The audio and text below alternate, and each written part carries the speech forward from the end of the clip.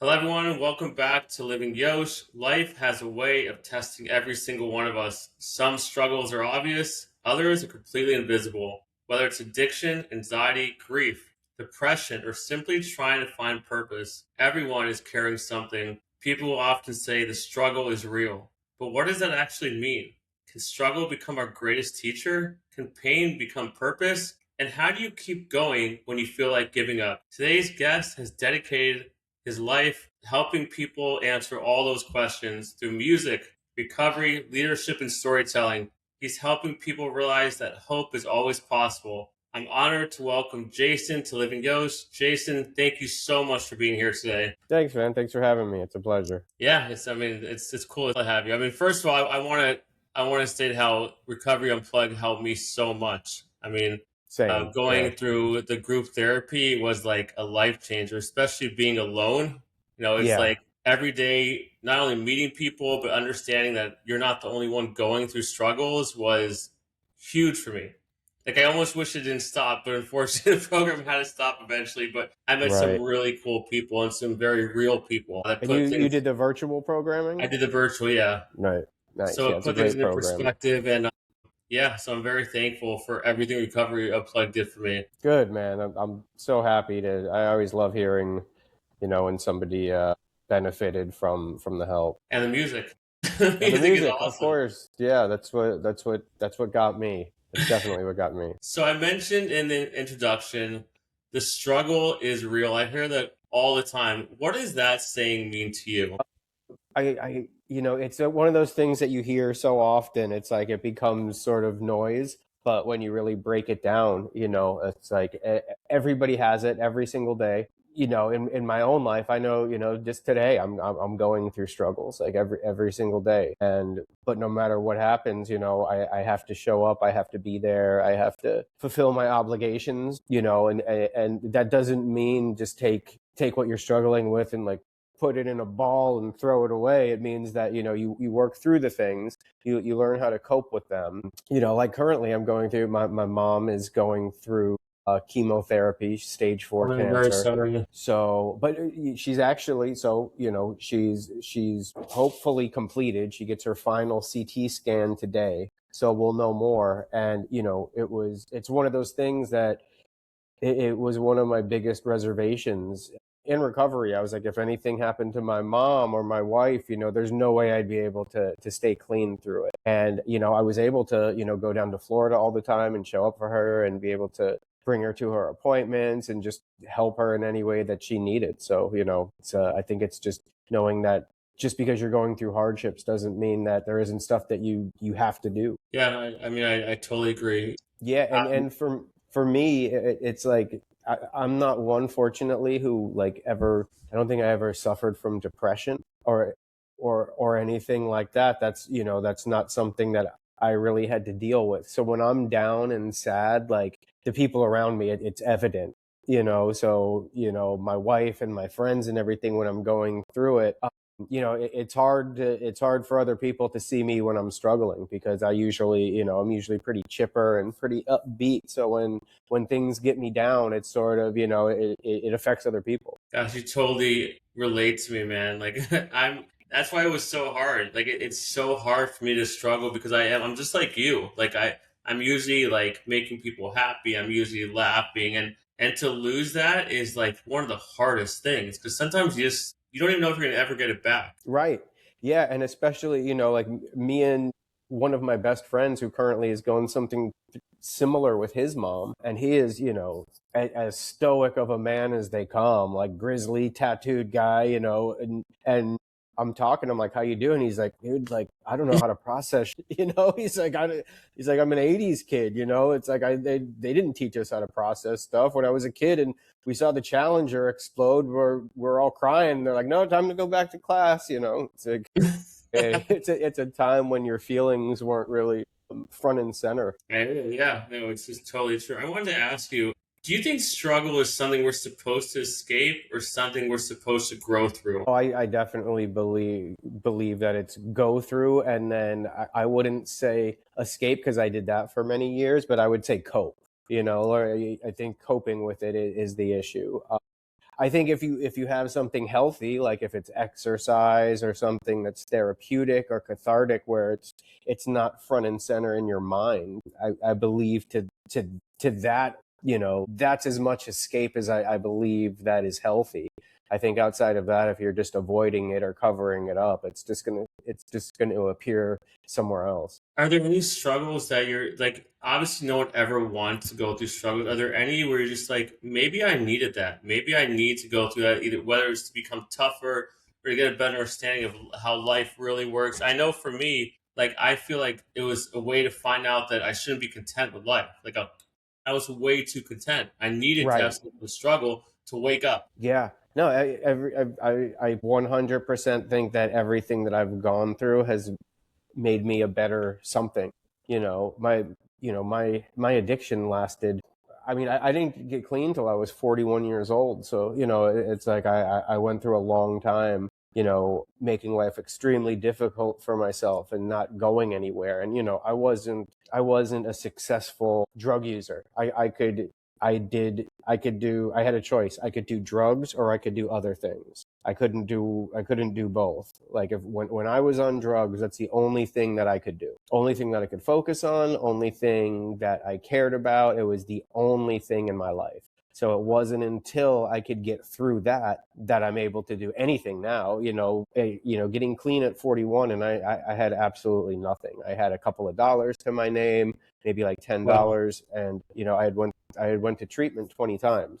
So it wasn't like it wasn't anything new to me. I wasn't expecting the results that I got, but I was essentially homeless. I could stay on my mom's couch in her studio apartment if I was doing the right thing, but it was like it was a very, very depressing life that I was leading for a very long time. Can you possibly discuss the first time you went to treatment and what was going through your mind at that moment? I mean, were you just like, no way, like I'm not, I don't, or were you like, I don't need this, don't, that's not me. No, I had accepted pretty early in life, or pretty early in my addiction, that I was an addict.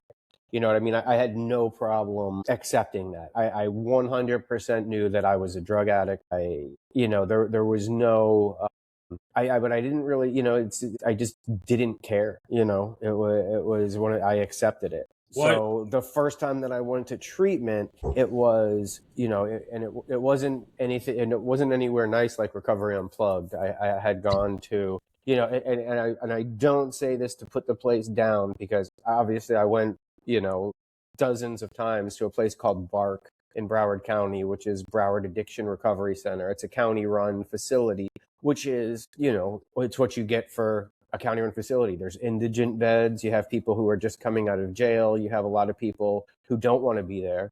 But I needed it. I went in like thinking that I was like, it was just gonna, like, that rehab was gonna fix me. You know what I mean? But what I thought fixing at that time was to be able to use successfully. That's what I wanted to learn how to do. I wanted to go in and be able to come out and still be able to get high every now and then if I wanted to, but that was about it. And the thing that I remember it clear as day, when I was talking to somebody and somebody walked by and they're like, "Oh, hey, so and so, what's up, man?" And I was like, "Oh, you guys know each other?" And they're like, "Oh, yeah, we've been in here, a ton of times together." And I was like, "You've been in here a ton of times?" And they're like, "Yeah, yeah." And I was like, "Well, why?" That part I didn't understand. I thought you went to rehab and it was kind of like one and done. It was fixed. And then it would amaze me when people were like, "Oh no, dude, I've been here like 7 times. I've been here 10 times. I've been there." And I was like, little did I know that was going to be, that was going to be my future for years and years. were you getting frustrated going back there all the time? You're just like, you just went with the flow. You're just like, well, if I got to go, I gotta go. I would go with the flow, because most of the times it was like a bargaining tool that I had to go to treatment, like with my mom. My mom was my biggest enabler, and didn't know any better.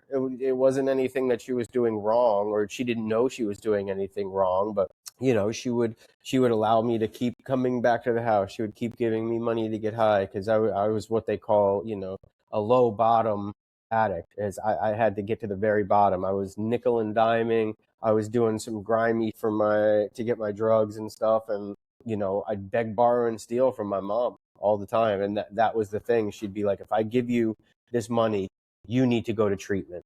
again. And I would be like, okay, fine. Like if you give me the $50 or $20 or whatever it was, like I'll go to treatment. And then a lot of the times it would just be like I'd go into detox and then come out a couple of days later. And then she wised up to that to be like, no, if you're going to treatment, you're going for the full like 30 days. And I'd be like, okay, over and over again. So it was for somebody else the majority of the time. But every time I went, there was a little bit of hope that things could get better because I had that little bit of just, a little bit of clarity. Jason, was there no other highs in your life where this is the only way you could be happy? The only thing that you really enjoyed going through all the rehab and through your struggles? It got to that point. It definitely did. I mean, I had a pretty cool life for a long time. I didn't start using particularly early. I wasn't like the burnout kid in school or anything. I would mess around with some stuff, some weed, some, the odd psychedelic here and there. But I really didn't get started using anything heavy until I was about 23. And about the time once I started getting into my 30s, I was really getting into opiates. And then that was what ultimately just became my absolute everything. Can we go back a little bit? You're talking about when you were younger. What do you think typically gets a teenager or a kid started in drugs nowadays? Is it because they just are curious because someone pressures them? What do you? Go ahead. Yeah, I mean, nowadays it's kind of tough because I don't have kids or anything, or so I don't really know what it's Well, like we go back to you. I mean, being a kid now. you Yeah, weren't but always using. yeah. So for me, my parents were in the music industry, so because of that, there was a lot of drugs. It was very liberal drug use in my life growing up. Drugs were always around. It wasn't, it wasn't anything out of the ordinary. My parents smoked weed. Some of my first memories were them sitting around a table with the white stuff, and as a kid, but they were successful people, and they were cool people. They were in the music business. They were some of the most successful, cool people in the world that I would see doing drugs.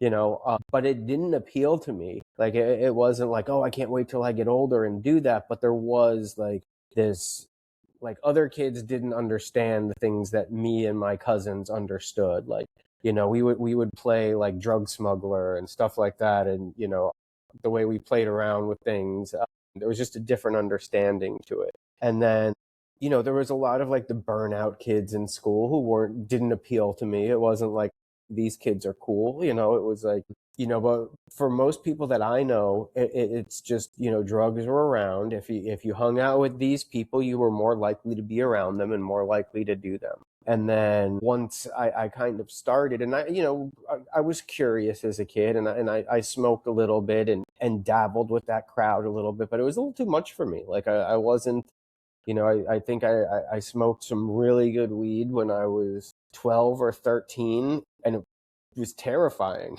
It was, I got too high. I didn't know how to handle it. I didn't know how to smoke just a little bit. It was like, I'm going to forget how to breathe, and those are my first drug experiences. So it wasn't like I wanted to go back for seconds right away. Absolutely. So at my lowest, when it was like I had been to treatment, dozens of times, I learned. So one of my lows is I was on one of my last runs, and I ended up in Trenton, New Jersey, and I had overdosed outside of a hotel. And it was like a CD pay by the hour hotel, and got Narcan and got revived. And so being Narcan and coming out of it, which is something that happened to me a couple of times, is, I can't imagine anything more jarring than that. It's like, you can't even describe it, coming out of the deepest sleep you could ever imagine, and just, you don't know where you are for a little while. You don't necessarily, I didn't know who I was for a couple of seconds. It's just like, everything's coming back to you. And there was a crowd of people like standing over me, kind of looking down at me. And then they all saw that I was okay and then walked away. And I was more interesting dead than I was alive to anybody in the world at that time. And it, and that wasn't enough to get me clean right at that moment. I didn't know how to stop at that point. But what I did learn was that, I could ask anybody for help, and they could give it to me, but unless I accept it, and it's all up to me. It's not up to anybody else to save me. It is, I could ask for the help, and God willing, somebody gave it to me, but it wasn't until I truly accepted it that anything was able to change. Why do you think not I'm not trying to get too spiritual with you No, unless no, you. please, that's fine. Why do you think that you survived? No, Why did God give you a chance? no idea, because I know plenty of people who didn't make it, who I would consider great people. I have great people in my life who have passed away, who it's a mystery, and that's the thing with my inner understanding of whatever a God or a higher power is to myself. Is to me, it's still very mysterious, and I don't know. I don't know why. I definitely had some survivor's guilt in a lot of situations. Like, why am I still here and this person isn't? What would you tell someone who keeps on going down, down, down, and they're just like, why am I not giving up? Like, how do you tell someone to keep going when they It keep on falling and falling and falling? I mean, I'm sure you get that all the time. all the time, all the time. In my personal life, I sponsor people through 12 step and stuff that I do for work, or stuff that I do through Recovery Unplugged, or with my coaching clients. It's like, I have one sponsee, for instance, who's, he's not too much, I'm 50, I'm 52, and he's not that much younger than me. But it's like he's doing good now, thankfully. It's like, for the first time that I've been sponsoring him for a couple of years, but he keeps on going back to the same mistakes that keep on getting him wrapped up. He'll get clean for a little while, and then he'll meet a girl situation, and then he'll tell him, I'm like, and it's not like this girl is leading him by the hand to go and do more drugs, but it sets him up for the situation that he can't handle. If it's once there is some sort of if she doesn't call him back or something, or flakes on him for a date or something, it puts him in this place that I think God sent me a good one this time. I was like, maybe it's not God this time.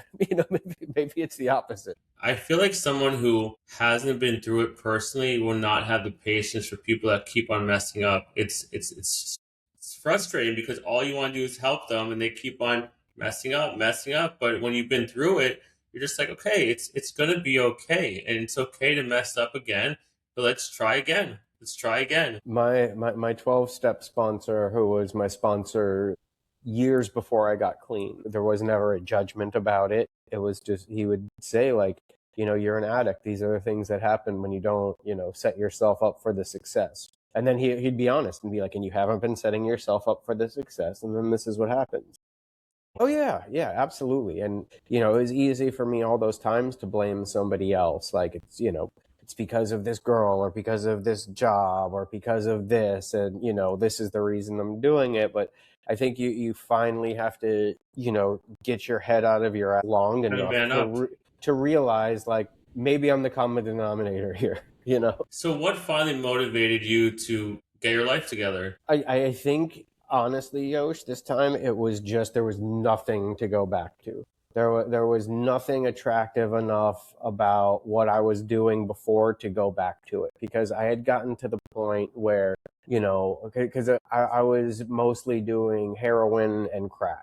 I would take anything pretty much, whether I liked it or not. But heroin and crack was what I enjoyed doing. Or, they say that, there's no drug of choice, but there's a drug of destruction. So, I mean, that was the one that kind of, those were what got me back. I just felt this feeling that everything was good. Everything was complete in my life. I feel whole, and I chased that for a very, very long time. And it stopped doing that. It took a very long time for it to stop doing that, but I got to a point where I had plenty of drugs, which I didn't have for a long time, because I was broke. I was a street junkie, and I had come into a little bit of money. I had gotten a pretty good connection on some pretty good heroin, and it stopped working. It didn't do what it used to do for me. And, Wow. and I felt betrayed, because it was like the only thing that I had ever really given myself to. So that was a big part of it. Once I finally felt betrayed by it, and like it wasn't doing what it had promised anymore. So I want to ask you, Jason, and maybe this isn't the right way to word it, but what's your new high? What gets you going now that you thank God moved on? There's a lot of things, man, and I am It's so great. fortunate. I am so fortunate to have a life where that's the case. I find new hobbies all the time, and I recently plants are my new thing. I love plants. I've been recently getting into those around the house. Me and my wife bought a house a couple of years ago. I love doing stuff around the house. I got married recently. Congrats. Thank you, thank you. Being able to spend time with my wife because we both are super busy and travel a lot. That's always great when we actually have the time to do things together. We like to go on vacations. We like to do things like that. But I would say in my everyday life, I get a I still skateboard. I've been skateboarding since I was a kid, and it is my you see up on my wall I there. see. Yeah, that's very Yeah. cool. I tried I, it when I lived in San Diego. Didn't go very well. Okay, yeah, no, I've been skating since the 80s, and I still, and it still makes me feel like a kid again when I get into that sort of zone. Skating with my friends. I try to exercise every day. I've been getting into jump rope the last couple of years, and that's Nice. really good for me because I have ADHD too. So I think like if I wake up in the morning and do that for like an hour, it like the repetitive motion like sets my mind right, and then it gives you that sort of the runner's high, and Yeah. that's something that every day is I just signed up for pleased the you to Miami do. Marathon, the full. I've done the half a few times, and I did my first run in a while today, and I feel awesome, and I'm Yeah, so driven, motivated. So you gotta find what works. You gotta have a yeah. goal. The endorphins after that are crazy, and then besides like the physical rushes, like I try to help people as often as possible. Yeah, I do it, every day. I think there hasn't been a whole lot of days, especially recently, where I haven't been able to help somebody who's struggling in some sort of way, whether it's somebody in my personal life, which would be like, just like my mom, being able to help my mom as often as possible, being able to help someone in 12 step. I work Narcotics Anonymous, so I get to help people and sponsor them through there, and then through work, the program that I got to start through Recovery Unplugged called Elsewhere. I get to help people every day, and it's been growing, and it's So always it is, and it is work, but I feel like I can I there's certain people who I'm able to help because of some common ground that we have. Because I think that's huge. Like, so we started this program for touring musicians and people in the music industry, and it's grown. It's grown was to that the to Friday program? no. This is completely different. So this is something I was on tour doing a documentary for the band Kiss. I was on the road with them, and when we were doing that, Holy, I would meet up with some other people who are in the group who were on the tour because they have I think Andrew told me about that. yeah, So I want to right. ask you, speaking of people that are amazing in our life, who's your mentor? Who's someone that's your go-to person or someone you look up to, or just like, okay, I'm having a tough day, and that's who I want to speak to. Yeah, and another place where I'm completely fortunate, where it could be situation specific. I have a ton of people who I could rely on and help. If it's just like I'm just sort of feeling I don't know what's going on. My sponsor, my 12-step sponsor, for a lot of things. My wife for a lot of things. Friends who some I have a lot of friends who are in recovery who I can just call and say like, look, I'm dealing with this. Like, tell me what to do. If it's anything related to business or anything like that, or work related things, I have Doc McGee, who's a big mentor of mine, who he's been with my family for years. He's Kiss's manager. My parents worked for him, and he helped me start the Elsewhere program. So I'm extremely fortunate where I have if I had pick up the phone now, and I have a ton of people in my life, and And my friend who I was talking about recently, my friend Jamie, whose mom is also going through struggles with his mom and cancer now, like me and him, we've been friends forever, but it's always been sort of like, sort of guy stuff. But now, like, him and I are talking about stuff like this, and it's been, really helpful. That's awesome. So, to me personally, when someone tells me they're proud of me, especially because, we've all come a long way, and it used to be like when I'm a kid, oh, you're proud of me, that's nice. But now it has so much meaning to me. It makes you almost tear up. It does. Was there ever a compliment that someone gave you where you're just like, I'm like lost for words? Like, this means so much to me. Yeah, and it was, like I had said, the way that I used for the amount of time that I used, it was really easy for people to give up on me and to turn their back on me and to just, and there's no blame in that whatsoever, just because I taught people that's what they should expect from me, is that, I might do okay for a little while, and then I'm going to disappoint you again. So, that's a hard thing for anybody, to deal with. So it's when the people started coming back into my life, and then once they started reaching out to me when somebody in their life had a problem, like that to me was the biggest, without saying like I'm proud of you thing, but it's like, I trust this person now.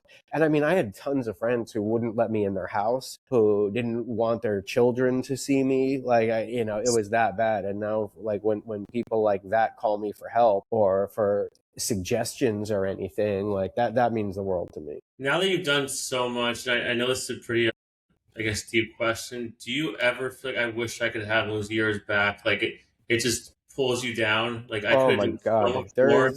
There is, and that's the reason that I still go to meetings, Yosh, is that I can still see somebody on the side of the road, high as, and it still is attractive to me.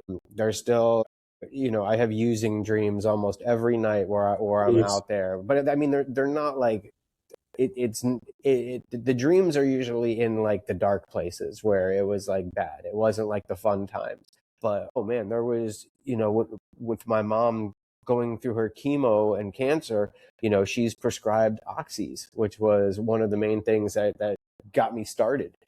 So I went to go get pills for her, and like knee jerk reaction is just like, I have a ton of pills in my hand right now. Like automatically, like, yeah, you should take one of these, like, so that it's still, luckily I have the tools and the wherewithal now to like be like, okay, like you just thought that, why did you just think that? Like, you should, and I could put some time into, going over like why I'm having these thoughts. And a lot of it's just sort of knee jerk reaction, because I did it for so long and it's a quick escape. And especially when I didn't know if things were going to be okay with my mom. I still don't, but like, I mean, they weren't looking good for a long time. And like that escape was right there in front of me.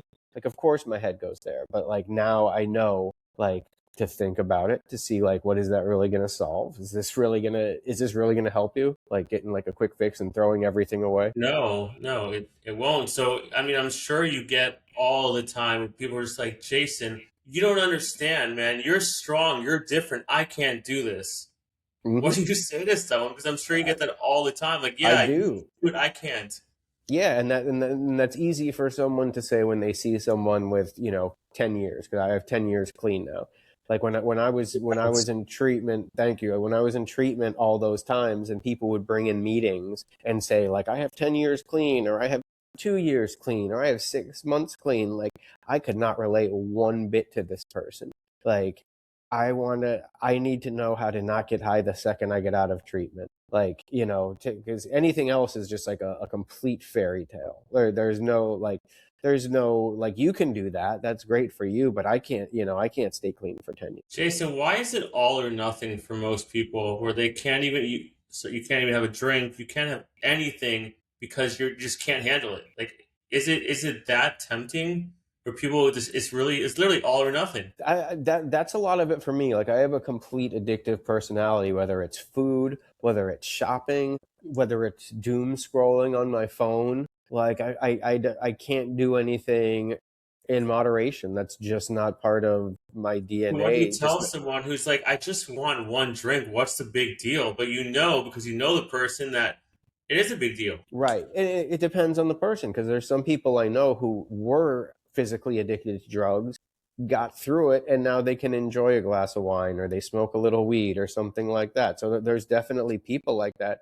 But if you have something similar to what I have, which is this, what they call a disease, what I call a disease of addiction, where it's, if once I put that first thing in me, That's it. there's no stopping it. And a couple of Wow. years back, I had new teeth put in, or my bottom teeth, and they had, they had to put bone graft in there, and it was some pretty major dental work. And I had never felt the pain that I had coming out of that. And I would say it was a good couple of weeks, and it was so bad. I was crying, I was in tears, and my wife was even like, girlfriend at the time, but wife now, she was like, you need to do something about this. You really should consider taking something.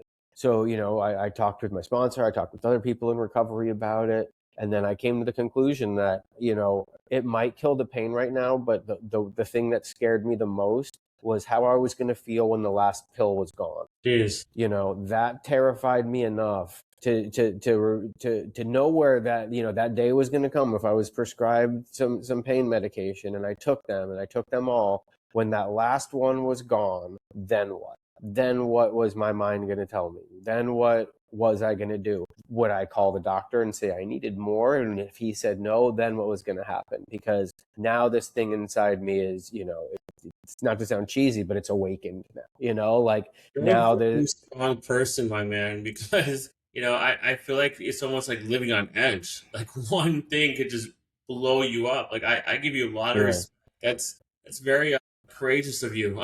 I'm yeah. serious. It That's not easy. was not easy. It was excruciating pain. And, I, like I said, like once I start something, like I took so much over the counter pain medication that, my stomach was in, I probably did some damage to my stomach. It was so bad, and I would just keep taking them because it was excruciating pain, but it was, thankfully I held my ground on that. And there's a cliche in the rooms that they say, like, you play the tape all the way through, and then that's where they say, so there's another saying that I really like, and they say that the recovery is in the pause. So the recovery is in me taking that time to actually sit and think about, what's going to happen if I take these pills. I'm going to feel better. I'm going to feel better for a little while, and then that's going to wear off, and the pain's still going to be there.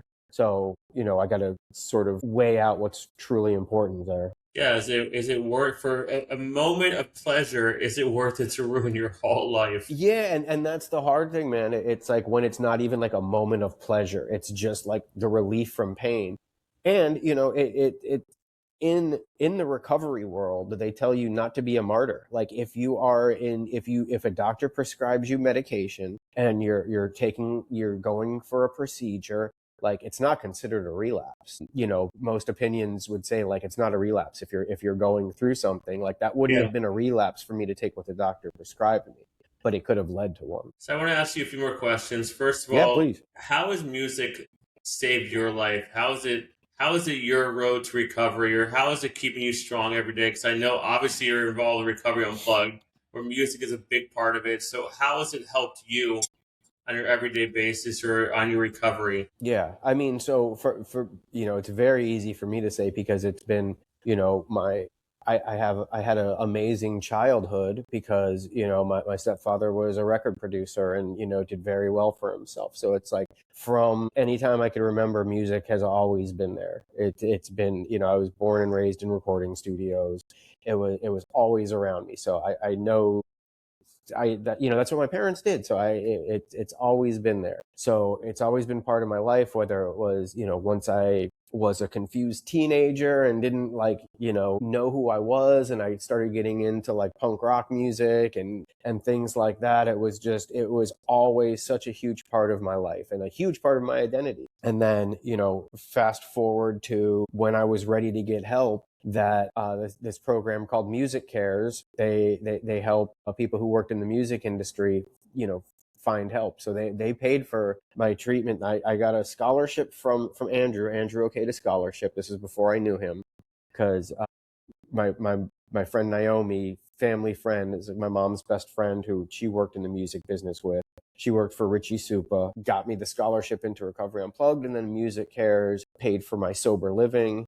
So, through and through, it's been there. And then for my time at Recovery Unplugged, it was, my first day in treatment, which was treatment number 20, first day in group, they used music in there, and it helped me to break through. I think if you can't let music relax you, then I don't know what. I mean, Yeah, there's yeah, there's a different type of music for everyone. I mean, if you don't have a go-to music, it's almost like not having a god to me, because music, there's so many different kinds. There's so many different ways to put you in a peaceful moment.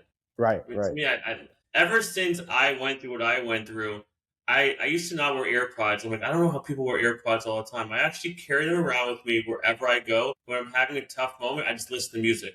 I just Yeah, put them on. You have to be in the grocery store, no matter where it is, and I just put them on. I listen to music, and it just puts me at ease. Like it's yeah, it's it's the best. So I want to it ask is. you about Elsewhere. Can you tell me a little bit about that? Yeah, so like I said earlier, I was on tour with Kiss doing their documentary, and I was feeling sort of, I wasn't, I was enjoying myself. It was an amazing experience. Like, all that stuff was great, but then when it came to the downtime, I wasn't going to meetings, I wasn't talking to people who I usually talk to. I didn't have any time for that part of my life, and it became a struggle. So, as I met people on the tour, there was a couple other people who were in recovery, and you don't really have that much time to interact with other people because everybody has their job and everybody's busy at different times. So, Yeah. the stage crew, they're busy setting up before the show, and then their downtime is when the band's playing, right? So then, I'm with the band. So then when they have the band has their downtime, I have a little bit of downtime, but I'm also doing their documentary, so I have to kind of film everything. So I found this little pocket of time where they were putting on their makeup, getting ready for the show, that I had to myself. And I met a couple other people who had some time there, and we would just have these impromptu meetings, right? So it was just, and sometimes they would be half hour, sometimes they would be 10, 15 minutes, and we would just do a quick one. So then I was telling Doc McGee about that, who, Kiss's manager, and we were talking about it, and he's a huge fan of Recovery Unplugged. So we talked about doing a program so we could bring this to people who are on the road and couldn't get to the meetings. So now, Awesome. I do coaching for people who are on the road, and then it's expanded to, we do corporate services. We have some clients with some big companies, and we help their entire workforce from the CEOs down. We help them if they need coaching, if they need grief counseling, if they need to go to treatment somewhere. We help them. And then we also work with athletes. I work with a lot of professional skateboarders, and Oh, man, that's so cool. it started, it started there. And what I found the success was when I'm dealing with clients who, are in the music business and on the road, they could go to treatment, and then they have to sort of explain their whole lifestyle and all this, and it takes a lot of time, where I could work with somebody and we have an instant shorthand. Like, I've been through this. I've had these struggles before. So it's all about breaking down barriers. So it's easier for us to break down barriers to people with this sort of specific lifestyle. So, and if I'm saying this the wrong way, but we spoke about this earlier about you might have been given a second, take on life, a second chance on life. So Yeah. what, looking back one day, what do you want to be remembered for? And I know it's a very deep question. Like, what do you want people to be like, what, Jason did this, and what's your biggest accomplishment that you could have in life right now? I think, I think just honestly coming out of the hole that I was in, and then being able to move forward. Because I mean, moving forward in life, it's something that everybody does. It's like it's just the result of putting work in. But I think for me, it was being at a point where not many people believed in me, and it didn't look great. Even when I was in treatment, and this, I say this, and I don't say this because I think that it's a meager lifestyle or anything, but when I was in treatment, I was like, man, listen, if I could get a job at like Whole Foods and get a studio apartment and just, stay clean, like, that would be like a dream come true for me. And and I did stuff like that while I was getting clean, and I worked in various jobs. I didn't start off with this really cool job and being able to do cool things, but I got to build. So luckily, I wasn't just content with having that, and I was interested in bettering myself more and more. So I went back to school and then did these things, and then now live in a beautiful house with my beautiful wife, It's and awesome. and things continue to get better. So there's something that I heard early in my recovery that I'm finally starting to understand, and it's like I didn't come this far to only come this far. It's like I I want to love continue that. to grow. I want to continue to grow as a person. I want to be a better person to everybody around me. I want to be a better son, a better husband, a better friend. So I think if I could come this far in 10 years, like, who knows, like, sky's the limit if I keep on going. And and I still get caught in the day to day, and I still get caught in the wanting more things, or still not thinking that I make enough money or that I have enough of this stuff. But then if everything went away, if the job went away or the house went, whatever it is, and like I know that like I could be at peace, like if me and my wife like lost everything and had to go live back in a small apartment, and just and maybe struggled to get good food every day, like I think we could still be happy. I think that there's still the I think you happiness can too with there. your Yeah. attitude. I think so too. And I kind of feel like we have some similarities because I feel the same way. That, we both have a different take on life now. And I think it's a good thing. I think it's, Yeah. once again, I'm not saying it's a blessing we went through struggles, but maybe it is because we are not looking at life the same way as other people. We appreciate it in a whole different way. And God forbid people go through struggles to get there, but if they need to, the way things are a lot better. It's a Yeah. lot easier. And and I had to work past it, because I mean I lived hand to mouth for so many years and had absolutely nothing, and I was stuck. I don't even know how long it had been since I left South Florida, just because I was stuck there. So being able to travel and stay in nice places now, like I used to have this sort of guilt about it, but now it's like, no, look, you've earned some things. You Yeah, you can, deserve it. I like, think if so. me and it's great that so me and my wife have been trying to plan a vacation for a while now, and it seems like we can't get to the point where we're like we can just sit down long enough to plan the vacation. And I think there might be a little bit of that guilt still for me to be like, do I deserve this kind of thing? Like, No, man, do I you do it? definitely But it's deserve it. I'm like, not yeah. just saying that because I'm a very honest person. You Yeah. deserve it. And you've worked really hard, not only for yourself, but you've helped so many people. Like, please go on vacation. Please. Yeah. You No, deserve we're it. going. We're gonna tonight we're gonna plan the vacation. Good. And you're going to tell me because I'm going to be upset if you don't. I will. I'll text you once we plan. I I want to promise. have I a little promise bit you of tonight fun, we'll plan. Jason. I do this like speed round where it's just some simple Okay. questions. All And right. okay, let's go. Coffee or tea? Coffee. A Okay, hundred that's times a my day. answer too. Beach or mountains? Man, that's a tough one, because I think I'm gonna say mountains, but it's just because I spent so long in South Florida that the beaches just become like such background to me that it's really not exciting anymore. I feel like you could chill at either one and you'll be okay. Yeah. Yeah. Okay, favorite comfort food? Oh, nachos. Favorite movie? Of all time. Ooh, Ghost World. Okay, wait, who's in that one? Steve Buscemi, Scarlett Johansson, Oh, wow. Thora Birch. I'm gonna have to look that up. I don't think I've ever heard of it. Favorite song of all time? And I know that's a really hard question for you. Fond Farewell by Elliott Smith. I have it tattooed right across my throat Wow. there. It was the song that I played when it was my first day in treatment at Recovery Unplugged, when they were like, play the song that masks how you that could mirror how you feel. And then and also this tattoo, I think, helped me seal the deal when I met my wife, because she's a huge Elliott Smith fan too. No So way. yeah. I'll tell you, when I was in group therapy, my first song was my wife, which if especially feels good when people are just like, "I'm gonna look up that song." So I'm a big Lifehouse fan, and we Okay. did "You and Me." I played that song my first day of therapy, and people loved it. I'm like, "Cool, Nice. that's a good feeling." Yeah, people Okay, also told me it was very dark and depressing, and I'm like, yeah, it is, but it has a good meaning for me. whatever it does for you. I mean, that's what Yeah. matters.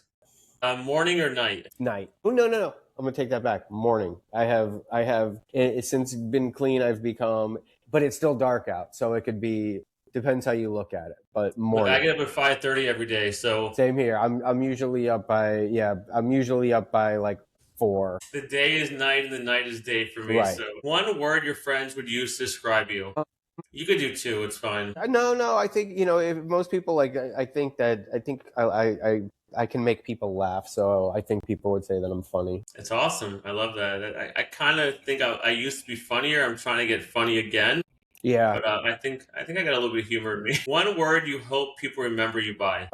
I would say giving. I'd like to be remembered as like giving, whether it just be of my time or, anything.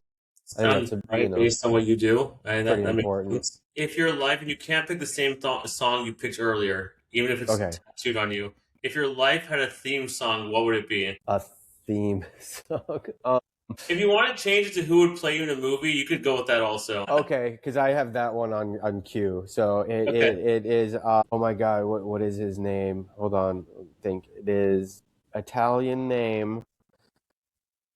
Oh my God, Well, what can I movie look was at? he in? He was in Lost in Translation. He was Well, he was he played the Scarlett Johansson's husband in it. He was the wait, not photographer. not Jim Carrey. Ribisi, no, Giovanni Ribisi. Cool. Okay, Yeah, that's a really Giovanni good answer. Ribisi. Yeah. Okay. Well, Jason, before we wrap up, I want to leave our audience with something they'll remember long after this episode ends. There are people watching today who feel like they're losing their battle. Some are fighting addiction, some are fighting anxiety or depression, some have lost hope. Some feel like life has knocked them down so many times that getting back doesn't seem possible anymore. If you could sit across from that person right now, look them in the eyes, and give them one message, what would you want them to hear? Get out of your own way. Wow, that's deep, my man. Wow. Okay, and I want to, Jason, thank you so much for being here, for your honesty, for sharing your story. Because I especially on LivingYosh, I feel like it's all what it's all about. People need to hear that it's going to be okay, and it's not going to Yeah. happen overnight. And they also need to hear that there's someone there to help you. Yeah. I had multiple people help me, including Recovery Unplugged. And you just cannot sit around and think that no one's going to be there for you or there's no hope. You need to Yeah. make sure that someone is there to hold your hand. In some cases, multiple people. So, Jason, you're the definition of that, of someone who is passionate, inspirational, and there for others and turning your life around and showing us that there's always hope. So I want to thank you for being here. I hope you can come again. I hope we hang out soon. Yeah, man. And thank you, my man. Really, it means a lot. You have no idea. It means a lot to me. It means a lot that you're here. And I Yeah, love I'll hearing hit you your up story. next time I'm in Florida. I'll hit you up. You better, my man. Now We'll I'm go going to for hear my nachos. invitation. Go for nachos. Yeah. Thank you so much, Jason. All right, man. Thanks, Yosh.